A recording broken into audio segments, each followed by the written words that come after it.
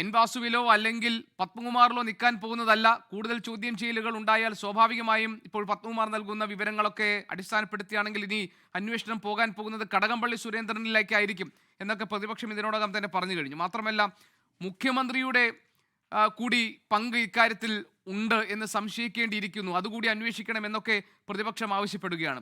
അക്ഷരാർത്ഥത്തിൽ പാർട്ടിയെയും സർക്കാരിനെയും ഒക്കെ പ്രതിരോധത്തിലാക്കിക്കൊണ്ടാണല്ലോ സ്പെഷ്യൽ ഇൻവെസ്റ്റിഗേഷൻ ടീമിന്റെ ഈ അന്വേഷണം പോകുന്നത്.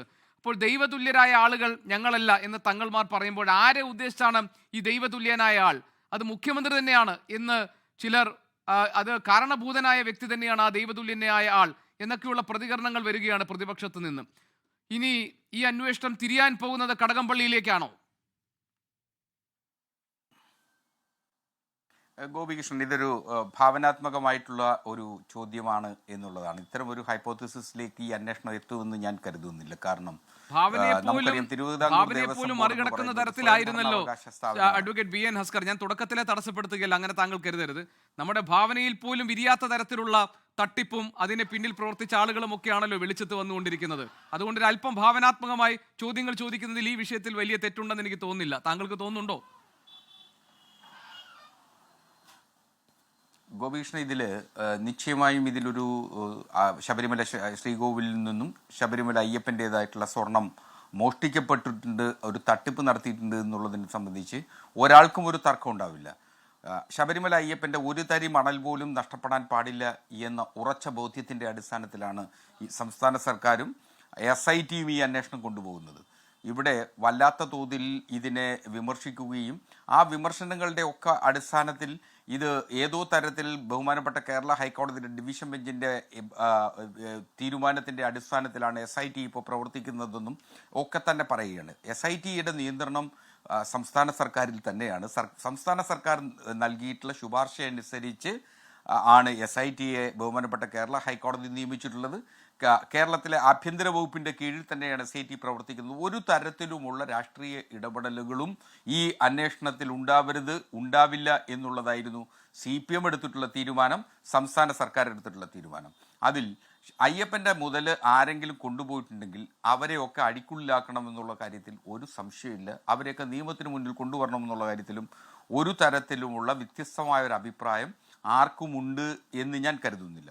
അതുകൊണ്ട് തന്നെ ഒരു സ്വയംഭരണാവകാശ സ്ഥാപനത്തിൻ്റെ ദൈനംദിന പ്രവർത്തനങ്ങളിൽ ഏതെങ്കിലും തരത്തിൽ ആ ഡിപ്പാർട്ട്മെൻറ്റിൻ്റെ മന്ത്രി എന്ന നിലയിൽ മന്ത്രി ഇടപെടുകയും മന്ത്രിയിൽ നിന്ന് മുഖ്യമന്ത്രിയിലേക്ക് എത്തും എന്നൊക്കെ പറയുന്നത് തികച്ചും ഭാവനാത്മകം മാത്രമാണ്.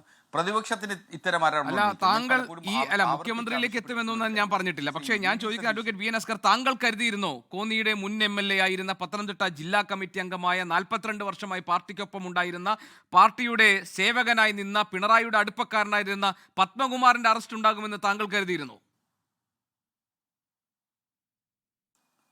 അങ്ങനെയല്ല സഖാ. പത്മകുമാർ കോന്നി മുൻ MLA എന്ന നിലയിലോ പാർട്ടിയുടെ ജില്ലാ കമ്മിറ്റി അംഗം എന്ന നിലയിലോ പാർട്ടിയിൽ 42 കൊല്ലമായി പാർട്ടിക്കൊപ്പം നിൽക്കുന്ന ആളെന്ന നിലയിലോ ഒക്കെ ഉപരിയായി അദ്ദേഹം ദേവസ്വം ബോർഡിൻ്റെ പ്രസിഡൻ്റായിരുന്നു.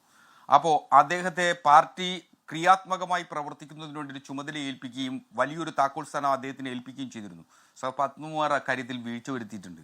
ആ വീഴ്ച സംബന്ധിച്ച് ആ വീഴ്ച വരുത്തുകയും അതുവഴി പാർട്ടിയെയും സമൂഹത്തെയും അപകീർത്തിപ്പെടുത്തുന്ന തരത്തിലേക്ക് അദ്ദേഹത്തിന്റെ പ്രവർത്തനം വന്നിട്ടുണ്ടെന്ന് പാർട്ടിക്ക് ബോധ്യപ്പെട്ടിട്ടുണ്ട്. പാർട്ടിക്ക് ബോധ്യപ്പെട്ടത് ഇപ്പൊ താങ്കൾ പറഞ്ഞതുപോലെ പാർട്ടി നിർദ്ദേശിച്ച സ്പെഷ്യൽ ഇൻവെസ്റ്റിഗേഷൻ ടീം, പാർട്ടിയും സർക്കാരും ഈ കാര്യത്തിൽ നിലപാടെടുത്തിട്ടുണ്ട്. നിങ്ങൾ കുറ്റക്കാരെയും സംരക്ഷിക്കൽ, ഇതൊന്നും ഇനി വിചാരിച്ചാലും നടക്കാത്ത കാര്യമല്ല. ഹൈക്കോടതിയുടെ മേൽനോട്ടത്തിൽ നടക്കുന്നതാണ്.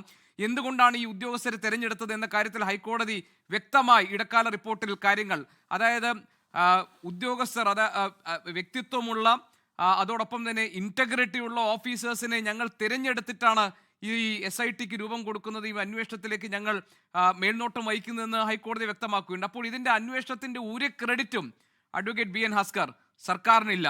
ഇതിൽ പിടിക്കപ്പെടുന്ന ആളുകളുടെ എണ്ണം പറഞ്ഞ് ഞങ്ങൾ കള്ളന്മാർക്ക് കൂട്ടുനിൽക്കില്ല എന്ന് ഈ സമൂഹത്തിന് മുന്നിൽ പറയാനുള്ള ഒരു ക്രെഡിറ്റും പാർട്ടിക്കുമില്ല, മുന്നണിക്കുമില്ല. അപ്പോൾ അതുകൊണ്ട് അതൊന്നുമല്ല ഇതിലെ പ്രശ്നം. പത്മകുമാർ പിടിയിലാകുമ്പോൾ പത്മകുമാർ പറയാൻ പോകുന്ന, പത്മകുമാറിന്റെ നാവിൻ തുമ്പത്ത് നിൽക്കുന്ന പേരുകൾ ആരുടേതൊക്കെയാണ് എന്നതാണ് ഇവിടുത്തെ പ്രശ്നം. അവിടെ പത്മകുമാർ ഒരുപക്ഷെ പറയാൻ പോകുന്നത് ദൈവതുല്യനായ ആൾ ആരാണെന്നുള്ളതാണ്. താങ്കൾക്കറിയുമോ ദൈവതുല്യനായ ആൾ ആരാണ് അദ്ദേഹം സൂചിപ്പിച്ചത്? ഞാനിപ്പോഴും ഇത്രയും പറഞ്ഞു വെക്കുന്നു എന്ന് പറഞ്ഞ് നിർത്തിയതും. ഞാൻ ആ ചോദ്യം താങ്കൾക്ക് തരുമ്പോൾ പത്മകുമാർ അന്ന് പറഞ്ഞ വാചകം നമുക്ക് ഒരിക്കൽ കൂടി കേൾക്കാം. PCR.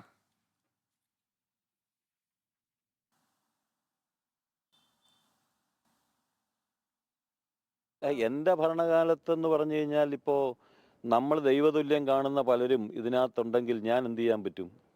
ഇപ്പോൾ അങ്ങനെ തന്നെ ഞാൻ പറഞ്ഞ വെക്കുകയാണ്. ഞാനിപ്പോൾ അത്രേ പറയുന്നുള്ളൂ. ഇതാണ് സത്യമെങ്കിൽ, ഇന്നിപ്പോൾ ഹൈക്കോടതി കൊടുത്തതാണ് സത്യമെങ്കിൽ, ഈ ഉണ്ണികൃഷ്ണൻ പോറ്റി എന്ന് പറയുന്ന അയാൾ അവിടെ കൊണ്ടുപോയി ഉരുക്കി സ്വർണം തിരിച്ചു വാങ്ങിച്ചിട്ടുണ്ടെങ്കിൽ, അത് ദേവസ്വം ബോർഡിനെ അറിയിച്ചിട്ടില്ലെങ്കിൽ, അല്ലെങ്കിൽ തിരുവാഭരണ കമ്മീഷനെ അറിയിച്ച് അത് സ്റ്റോക്കിൽ കൊടുത്തിട്ടില്ലെങ്കിൽ വലിയ ഗുരുതരമായിട്ടുള്ള അവസ്ഥ തന്നെയാണ്.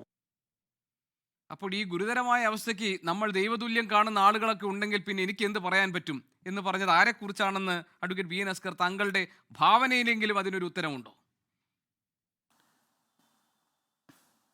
അല്ല ഗോപികൃഷ്ണൻ, അത് തന്ത്രിയോ മേൽശാന്തിയോ ആയിക്കൂടുന്നുണ്ടോ? മറ്റൊരാളെ ഒരു കമ്മ്യൂണിസ്റ്റുകാരൻ ദൈവതുല്യനെന്ന് മറ്റൊരാളെ വിശേഷിപ്പിക്കേണ്ട സാഹചര്യമുണ്ട് എന്ന് ഞാൻ കരുതുന്നില്ല. അപ്പോൾ അതാരുമാകാം. അതൊരുപക്ഷെ ഇന്നും നാളെ വൈകുന്നേരം വരെയാണ് പത്മകുമാറിനെ പോലീസ് കസ്റ്റഡിയിലേക്ക് കൊണ്ടുപോയിട്ടുള്ളത്. SITയുടെ കസ്റ്റഡിയിലാണ്. അദ്ദേഹം ആരാണതെന്നുള്ളത് വളരെ കൃത്യമായി അന്വേഷണ സംഘത്തിന് മുന്നിൽ പറയും എന്ന് തന്നെയാണ് ഞാൻ മനസ്സിലാക്കുന്നത്. അപ്പോൾ അദ്ദേഹം പറഞ്ഞു കഴിഞ്ഞാൽ കൃത്യമായി പത്മകുമാറിനെ തിരിച്ചു കൊണ്ടുവരുന്ന ഘട്ടത്തിൽ നിശ്ചയമായും അതിനുശേഷം വരുന്ന റിപ്പോർട്ടുകളിൽ ആരൊക്കെയാണ് ആരായിരുന്നു ഈ ദൈവതുല്യൻ എന്നുള്ളതിനെ സംബന്ധിച്ച് പൊതുസമൂഹത്തിന് വ്യക്തത വരും എന്നുള്ളതാണ്.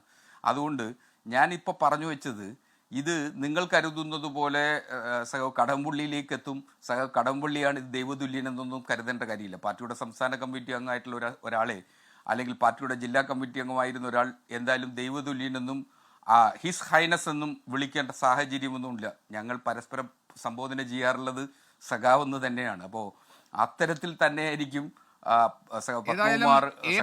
ഒരു നിരീശ്വരവാദിയാണെന്ന് താങ്കൾ പറയില്ലല്ലോ.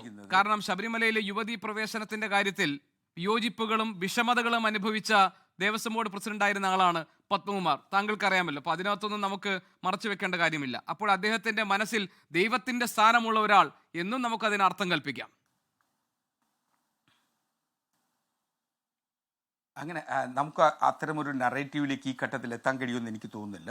ഇപ്പോൾ കമ്മ്യൂണിസ്റ്റുകാരെ സംബന്ധിച്ച് പൊതുവെ വരുന്ന ഒരു വലിയ ആക്ഷേപം എന്ന് പറയുന്നത് അവർ വിശ്വാസിയാവാൻ പാടില്ല, അല്ലെങ്കിൽ അവർ മതനിരാസത്തിൻ്റെ ആളുകളാവണം എന്നൊക്കെയുള്ള ഒരു നിർബന്ധ ബുദ്ധി പൊതുസമൂഹത്തിനുണ്ട്. എന്നാൽ പലപ്പോഴും മഹാഭൂരിപക്ഷം അല്ലെങ്കിൽ ഒരു ശതമാനമെങ്കിലും കമ്മ്യൂണിസ്റ്റുകാർ വിശ്വാസികളായിട്ടുള്ളവരുണ്ട്. ലോകത്തെവിടെയായാലും ഏത് സമയത്തും 24 വാർത്തകളും ഓഗ്മെന്റഡ് റിയാലിറ്റി പാക്കേജുകളും എക്സ്പ്ലെയിനറുകളും വിശദമായി കാണാൻ ഞങ്ങളുടെ യൂട്യൂബ് ചാനൽ നിങ്ങൾക്ക് സബ്സ്ക്രൈബ് ചെയ്യാം.